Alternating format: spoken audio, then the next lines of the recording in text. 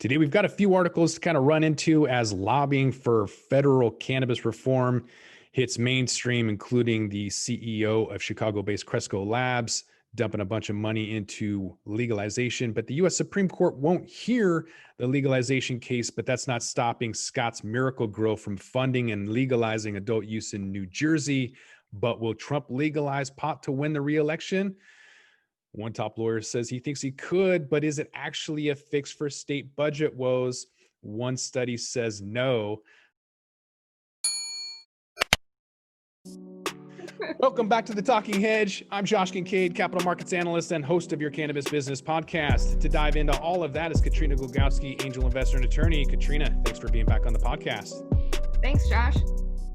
All right, so we've got a couple of articles to kind of dive into. First thing I kind of want to show you is this chart from MJ Business Daily about lobbying for the federal cannabis reform in 2020. Lots of dough being thrown around, of course.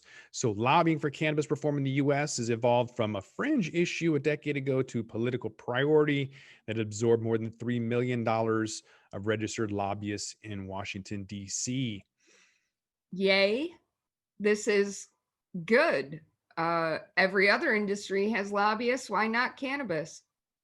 Absolutely. So according to the MJ Business Daily article, analysis of federal lobbying disclosures recorded are more than 3.5 million spent in the first 2 quarters of this year alone. And so for that price tag, shareholders got at least 89 lobbyists to support Congress bills such as the Marijuana Opportunity Reinvestment Expunge Act or the MORE Act, which we're going to get into in just a moment.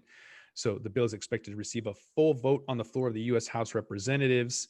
And so other priorities are the Secure and Fair Enforcement or the Safe Banking Act, which passed the full House last year before stalling in the key Senate committee. The States Act, which is strengthening the 10th Amendment through entrusting states. The Marijuana Freedom and Opportunity Act, which is a descheduling measure. The repeal of 280E, which doesn't allow you to write off taxes. And then the U.S. Food and Drug Administration's policy on cannabis and hemp.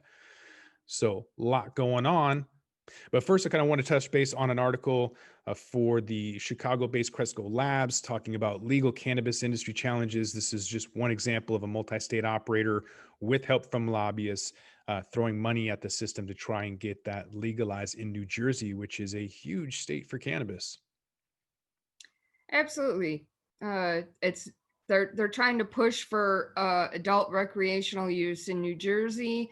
And obviously, they think it's going to be an uphill battle, so they are funding. Thank you, Citizens United, which allow corporate entities to take these positions. Yeah, and there's a lot of money being thrown around just in regular sales. So Illinois, which I thought was the 11th state, but apparently Vermont is. So I'm gonna have to figure that out. But sales more than tripled in the first half of this year to 161 million. And that's just for Cresco Labs. And so now they're publicly traded. I mean, there's a ton of money. So obviously they want to make sure that they have an opportunity to generate even more revenue in New Jersey, which is going to create a lot of FOMO for New York, obviously. I think what we see in New Jersey after New York has passed medical cannabis, they want to get on the recreational cannabis bandwagon as soon as possible to get their market developed before New York legalizes. Mm-hmm. It's just a money play because you know it's going to pass. Right. Is there any recent cannabis legalization measures on a state-by-state basis that have not passed recently? Every state that wants to legalize it legalizes it. So I'm wondering what's different about New Jersey that people are trying to fund it. Yeah, that's a great question. I'm going to speculate and just say that I think it has a lot to do with New York just kind of becoming a ghost town. New Jersey's been really, really heavy on trying to get high frequency traders into New Jersey and getting a lot of Wall Street over. There's been, people kind of vacating for the Hamptons to Miami, and I guess maybe New Jersey's trying to collect some of those people trying to run away from Manhattan. but they're also seeing money coming in from Scott's Miracle-Gro leading the funding in New Jersey as well. So obviously they see the Eastern Seaboard kind of starting in New Jersey and then working its way out, even though you've got Maryland and Massachusetts that are stalling. New Jersey, they've gotten $800,000 of the nearly 1.3 million raised from Scott's Miracle-Gro, according to state records. The donations reflecting how mainstream companies are trying to take a keen interest in cannabis and obviously legalization. Yeah, this does not surprise me at all. If you know anything about growing cannabis, you know about Scott's Miracle-Gro. It's sort of like everybody's super secret sauce, especially when you were growing in your basement before technology addressed these things. So, of course, we need big corporate America. Scott's is a reputable brand. Everybody knows Scott's. I think by memory, they're an Ohio company and they want to get into play and increase their market share. So, of course, support additional legalization. And again, Citizens United allows them to do so. And there's also, yeah, it is great. There's also the New Jersey chapter of the American Civil Liberties Union donating $323,500 to promote awareness for the November 3rd adult use legalization ballot. And so I guess that's a great transitioning point to ask, will Trump legalize pot to win the re-election? One top lawyer thinks that he could. What's your take? I think he has less than 2 weeks to legalize pot across the board on a federal basis. I think if he was going to do so, he already would have done so. Anything is possible, but I don't think that he will legalize pot prior to the election. Obviously, one big thing would be to help fix state budget woes.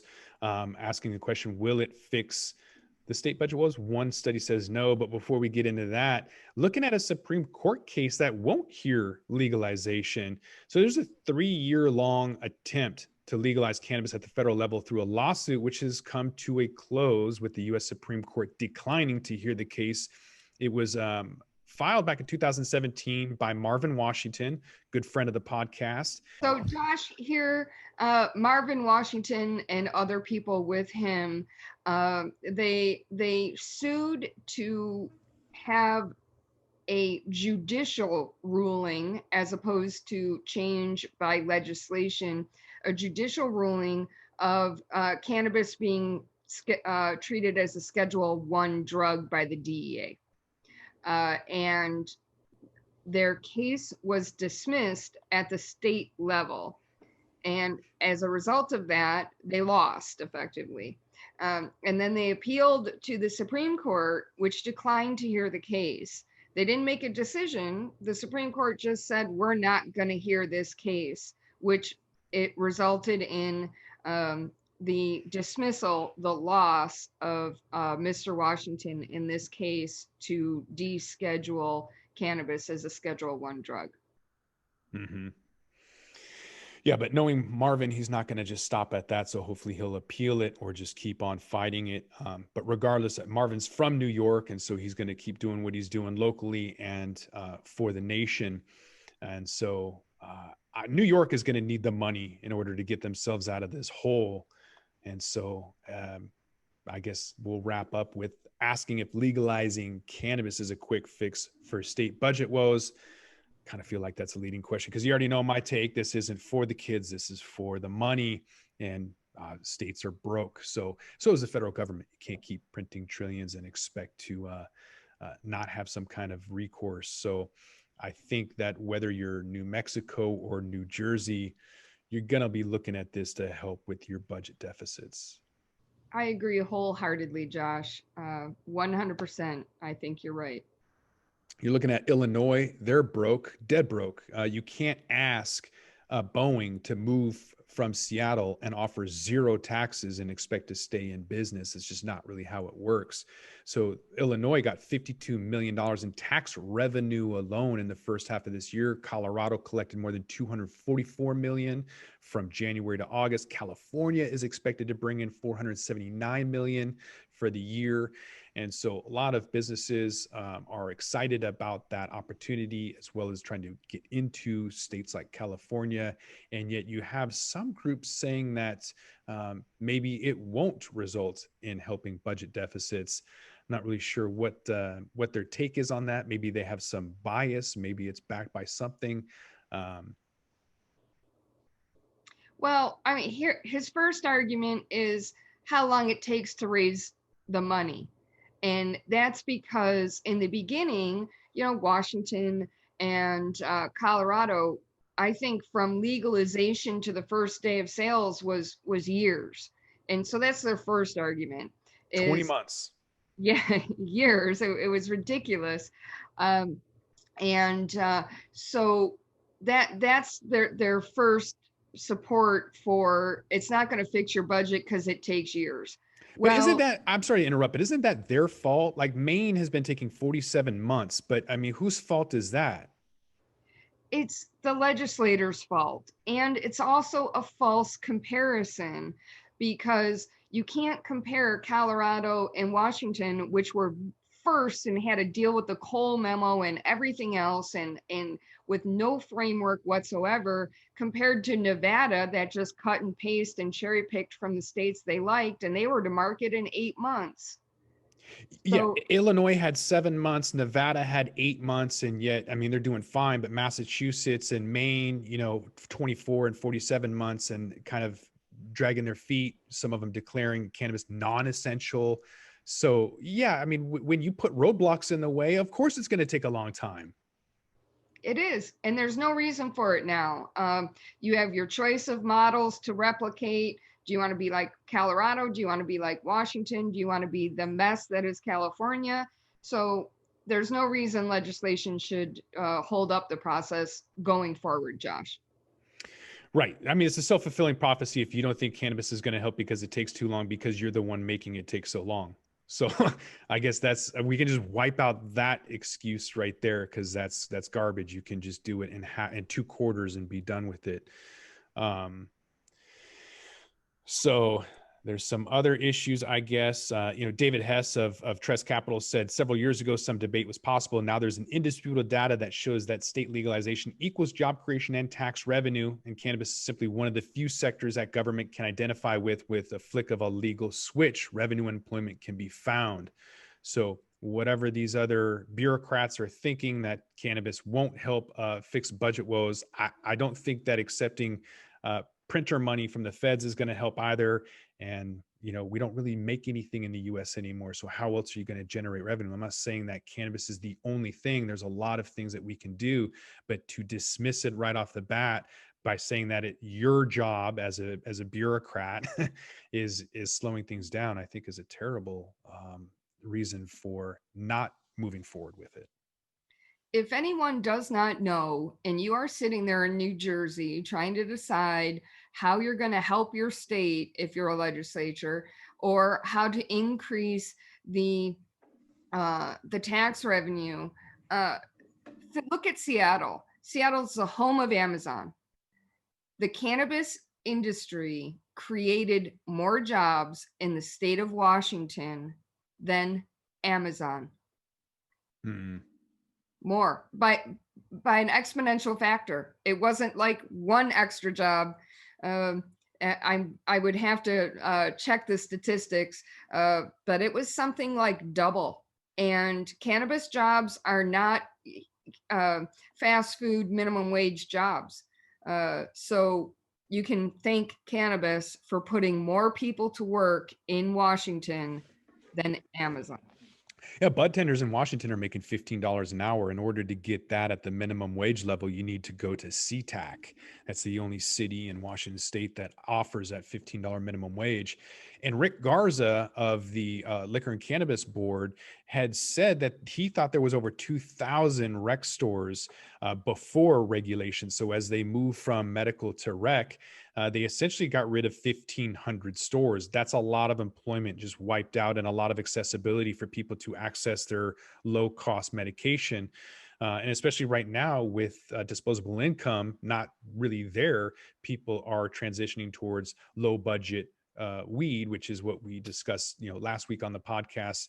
Canada data is already showing that there's a shift towards low cost, low budget alternatives as people are still struggling, but they still want it. And that's not unique. You can go to Argentina or Venezuela, and look at one of the top 10 bartered items is cigarettes.